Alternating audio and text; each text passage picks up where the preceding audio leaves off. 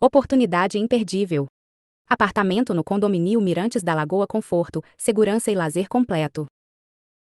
Seu partido Novo Lar te espera. Chegou a oportunidade que você esperava para morar bem. Esse apartamento no condomínio residencial Mirantes da Lagoa tem tudo o que você precisa: conforto, segurança e uma excelente localização. Localização estratégica no bairro Jardins, em São Gonçalo do Amorim, RN. Perto da Fábrica Têxtil Guararapes. Com acesso facilitado ao transporte público para Natal e outras regiões.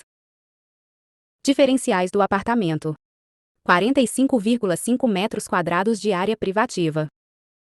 Sala ampla e aconchegante. 2 quartos bem ventilados. Banheiro social completo com box, espelho e acessórios. Cozinha, área de serviço. 01 vaga de garagem privativa. Apartamento posição poente. Interfone para mais segurança. Financiamento facilitado pela Caixa ou pelo banco de sua preferência. E o condomínio? Simplesmente incrível.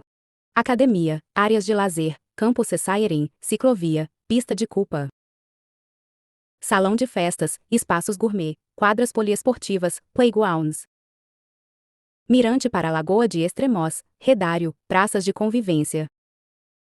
Guarita 24 horas, lojas comerciais no entorno do condomínio. Não perca essa chance. Entre em contato agora mesmo e agende sua visita. Esse apartamento pode ser seu. Chame no WhatsApp e venha conhecer.